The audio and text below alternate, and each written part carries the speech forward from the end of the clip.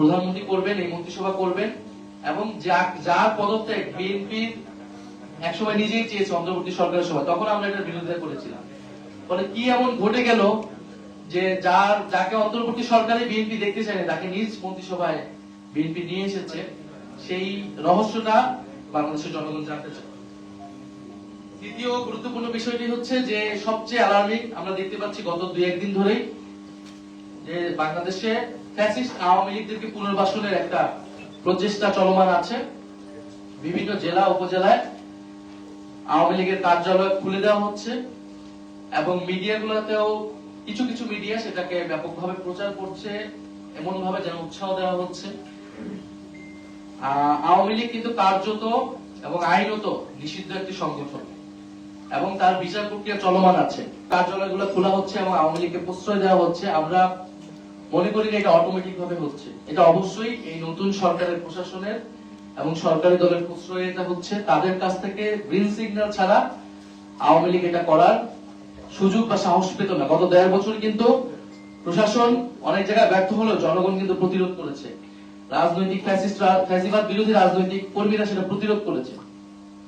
ফলে আমরা আশঙ্কা করছি যে এই নির্বাচনে এরকম একটা যোগসাজগ হয়েছে ভারত, আওয়ামী লীগ এবং বিএনপির মধ্যে, এবং আওয়ামী লীগের পুরো ভোট ব্যাংকটাকে বিএনপি নিজের দিকে নেওয়ার চেষ্টা করেছে। বিএনপির, এটা আমরা আগেও বলেছি, এটা নতুন কোনো কথা না, বিএনপির বিভিন্ন বক্তব্যে তার মঞ্চে জয় বাংলা স্লোগান দেওয়া, আওয়ামী লীগের লোকদেরকে পুনর্বাসন করা, হত্যা মামলা আসামিদেরকে নিজের দলে ভিড়ানো, এই চেষ্টা কিন্তু স্থানীয় পর্যায়ে হয়েছে।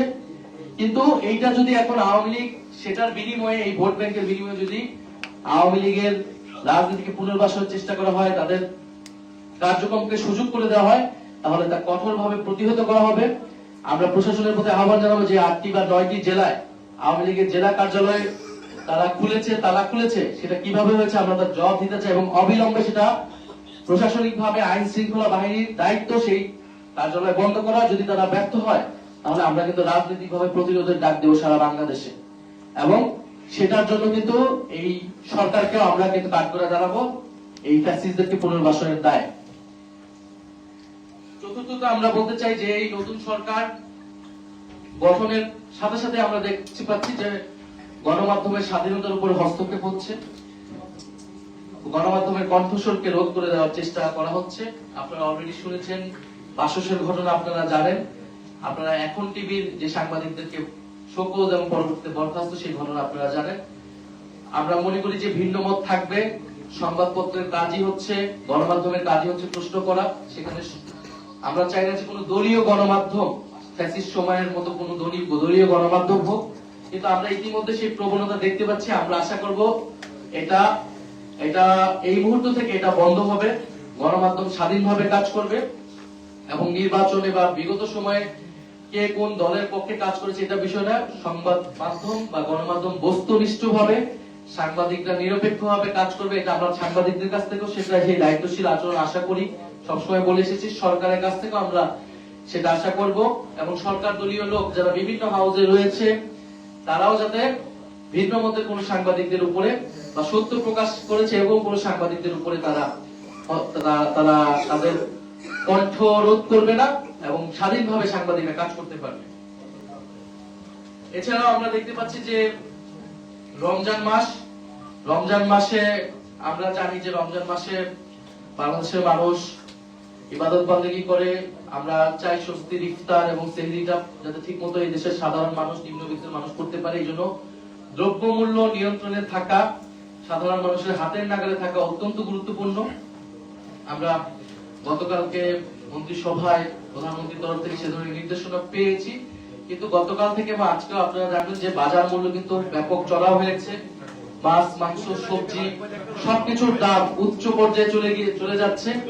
আমরা আশা করব যে সরকার এটা দ্রুত ব্যবস্থা নেবে, যাতে কোনো ধরনের সিন্ডিকেট, অসাধু ব্যবসায়ী যাতে এবারে এই রমজানকে কেন্দ্র করে দ্রব্যমূল্য বৃদ্ধি করতে না পারে, সাধারণ মানুষের হাতের নাগালেই থাকে। এখন এই ধরনের একটি ঋণগ্রস্ত বা দুর্নীতিপরায়ণ মন্ত্রিসভা দিয়ে এটি সম্ভব কিনা এটা আমরা নিশ্চিত নই, কিন্তু আমরা আশা করব সরকার এটাতে যাতে ব্যবস্থা নেয়, যাতে মানুষ একটু স্বস্তির সাথে এই রমজান মাসটা কাটাতে পারে।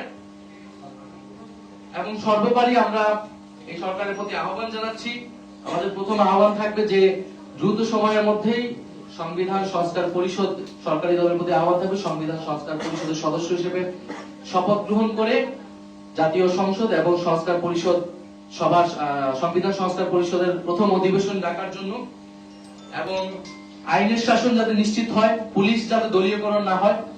আমরা অলরেডি বিভিন্ন জায়গায় সে ধরনের প্রবণতা দেখছি।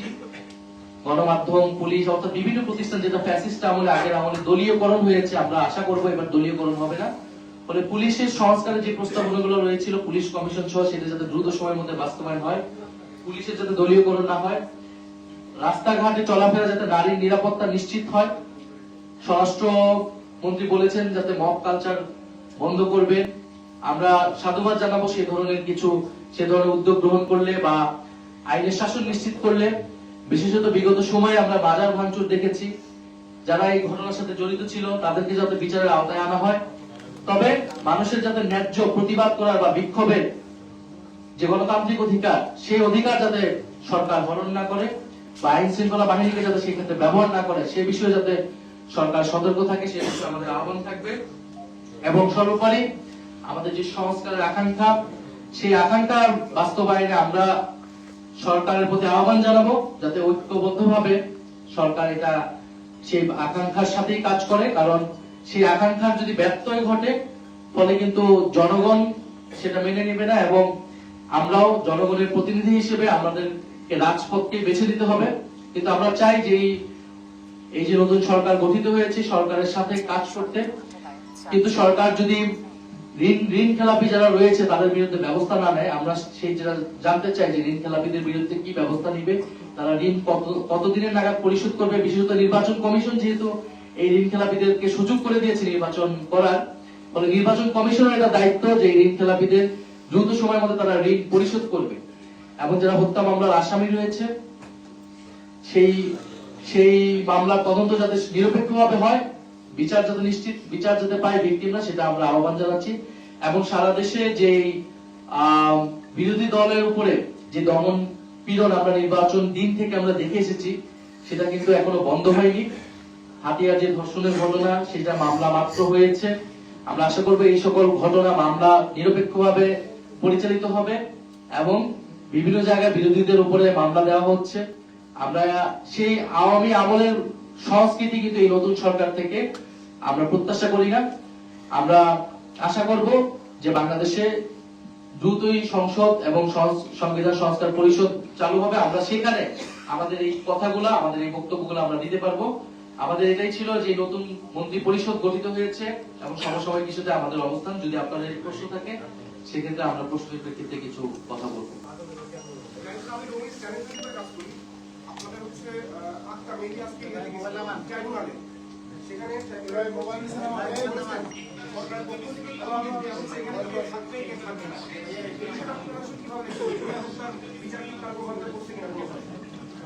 যদি কারো বিরুদ্ধে কোনো স্পেসিফিক অভিযোগ না থাকে সেই সেটআপ কিন্তু পরিবর্তন করা পক্ষে নাই আমরা, বরং সেটা পরিবর্তন করলে আমাদের মনে সন্দেহ তৈরি হবে যে বিচারকে প্রভাবিত করার কোনো চেষ্টা হচ্ছে কিনা, বরং ট্রাইব্যুনালের সক্ষমতা আরো কিভাবে বাড়ানো যায়। এবং কারণ আমরা দেখছি বিভিন্ন নিম্ন আদালত থেকে কিন্তু ফ্যাসিস্ট এবং হত্যা মামলার আসামি যারা তাদেরকে জামিন দেওয়া হচ্ছে। আবার আপনারা জানেন যে ভুয়া মামলাও হয়েছিল প্রচুর। এই ভুয়া মামলা কিন্তু এখন যারা সরকারি দল অর্থাৎ বিএনপি নেতাকর্মীরাই করেছে। ফলে এই পুরো বিষয়টাই কিন্তু আসলে একটা সুরাহা লাগবে এবং এই বিচার এবং সংস্কার এটা কিন্তু আসলে সরকার দল বা বিরোধী দলের বিষয় না, এটা জাতীয় ঐক্যমত্যের ভিত্তিতে এইটা নিশ্চিত করতে হবে। ফলে আমরা বিচার সংস্কার এবং এই দুর্নীতি প্রশ্নে আমরা কিন্তু বিন্দু পরিমাণ ছাড় দিব না। হাইকোর্টে একটি রিট হয়েছে জুলাই সনদ বাতিল এবং গণভোট বাতিল বিষয়ে, এই বিষয়ে আপনাদের অবস্থান। আমরা মনে করি যে আদালত এই বিষয়ে অবশ্যই গণভোটের বা জনগণের পক্ষে রায়টা দিবে, গণঅভ্যুত্থানের পক্ষে। কারণ এটা কিন্তু যদি আপনি এই গণভোট বাতিল হয়ে যায় তাহলে কিন্তু এই নির্বাচনও প্রশ্নবিদ্ধ হবে। কারণ এই নির্বাচন আপনি কোন সংবিধান অনুসারে করেছেন? এই নির্বাচন তো সংবিধান অনুসারে এই সময় নির্বাচন হওয়ার কথা না, অন্তর্বর্তী সরকার হওয়ার কথা না, গণভোট কোনো কিছুই হওয়ার কথা না। বিদ্যমান সংবিধান তো আগের সংবিধান, এই সংবিধান অনুযায়ী আগের সরকার বহাল থাকার কথা। ফলে এই সবকিছুর বৈধতা একমাত্র হচ্ছে জুলাই গণঅভ্যুত্থান। কারণ জুলাই গণঅভ্যুত্থানে জনগণের সার্বভৌম অভিপ্রায় রাজপথে আমরা দেখেছি। সেই অভিপ্রায় অনুসারে কিন্তু আপনারা পরবর্তীতে সংস্কার কার্যক্রমগুলা হয়েছে। গণভোটের আদেশ রাষ্ট্রপতি কর্তৃক দেওয়া হয়েছে এবং সেই আদেশ অনুসারে গণভোট এবং এই নির্বাচন হয়েছে। ফলে যদি গণভোট বাতিল হয়ে যায় ফলে এই পুরো এই সময় সরকারেরও বৈধতা থাকবে না।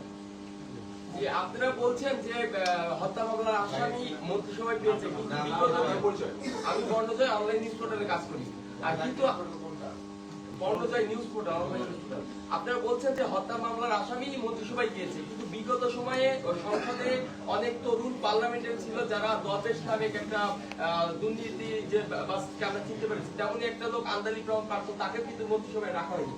এই বিষয়ে এই যে তরুণদের ক্ষেত্রে যারা একটা জায়গায় সততার জায়গা থেকে কথা বলে সেটা কথা জানে, এই বিষয়গুলো আপনার কি হয়ে যায়? আমি আমার বক্তব্যে বলেছি যে এখানে অনেক তরুণদেরকে সুযোগ দেওয়া হয়েছে বা অভিজ্ঞ অনেক ব্যক্তিকে সুযোগ দেওয়া হয়েছে, তাদের এটা থেকে আমরা তো সাধুবাদ জানিয়েছি।